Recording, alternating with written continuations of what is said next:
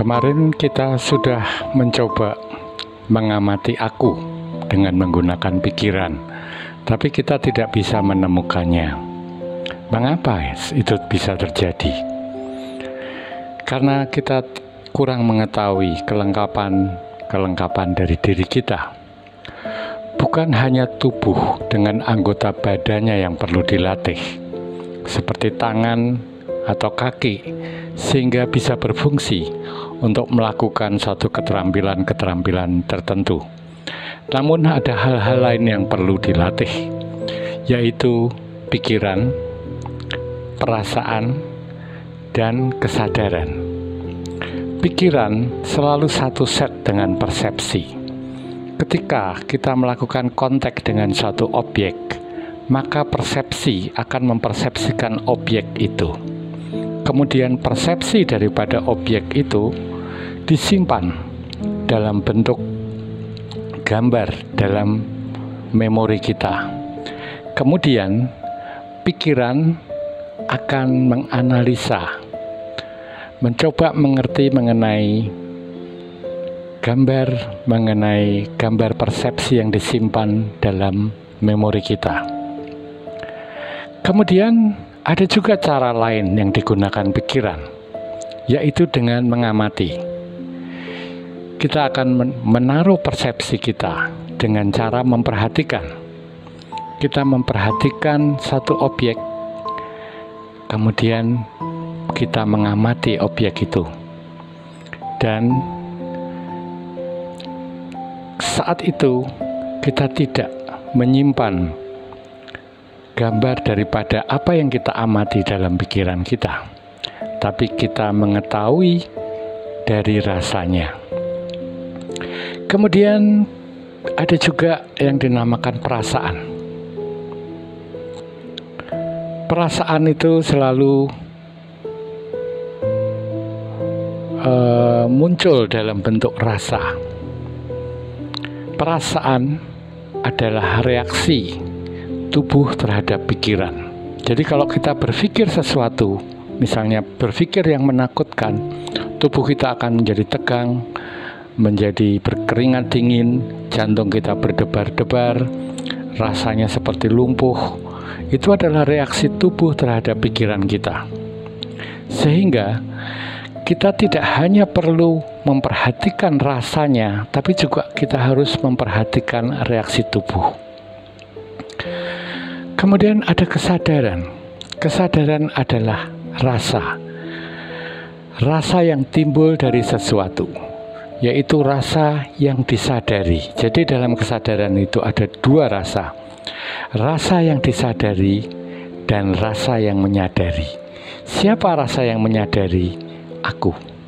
Aku adalah rasa yang menyadari.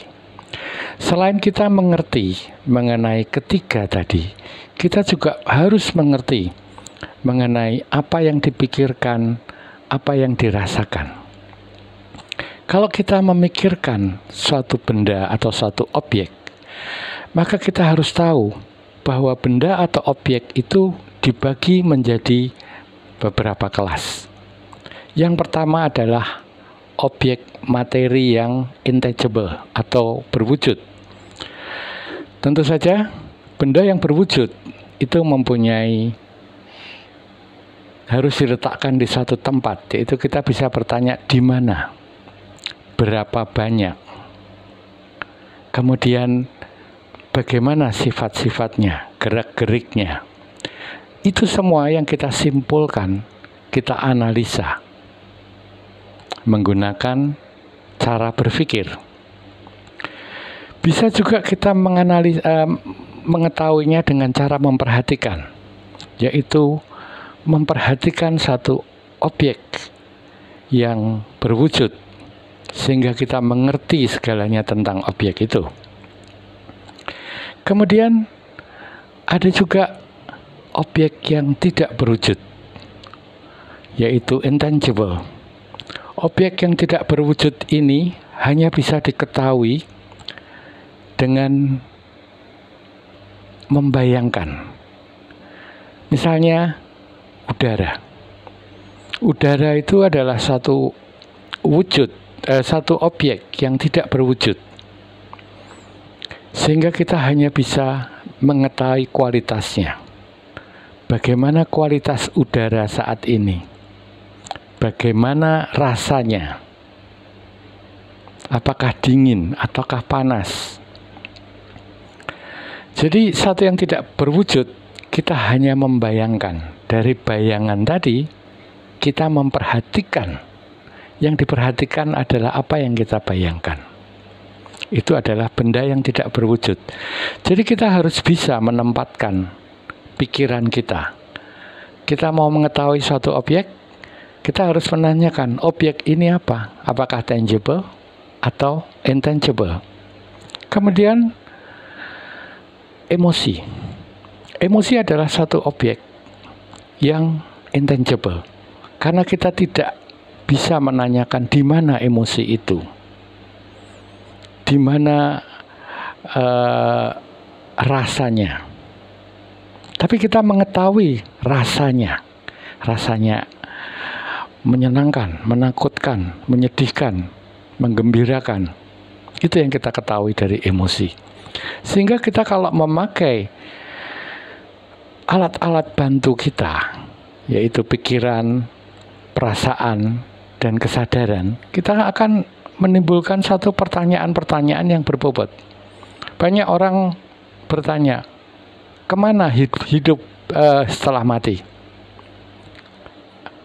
Apakah ada hidup setelah mati? Hidup itu sendiri adalah gerak. Gerak itu bukan sesuatu yang berwujud, tapi doing. Satu doing itu hanya berhenti atau bergerak. Sehingga amat bodoh kalau kita menanyakan kemana hidup setelah mati. Kalau tidak bergerak, diam, itu disebut mati. Nah, yang bergerak tadi kemana? Tidak ada, karena bergerak itu sendiri hidup. Nah, rasa sendiri, rasa aku yang kita cari kemarin. Tidak ada orang yang tidak pernah merasa adanya aku. Kalau sudah merasa aku, kemudian merasa ada. Tidak pernah orang merasa tidak ada. Ini adalah rasa. Rasa yang dirasakan. Yang merasakan siapa? Aku juga. Sehingga rasa aku yang berhimpitan itu adalah perhatian tentang aku. Dan ini adalah meditasi yang tertinggi.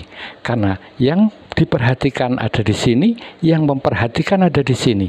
Apabila ini ditemukan, aku yang merasakan dan aku yang melihat, maka Anda akan mengalami sesuatu perubahan yang luar biasa, yang tidak bisa saya ucapkan dengan kata-kata. Baiklah, terima kasih. Sampai ketemu di segmen berikutnya.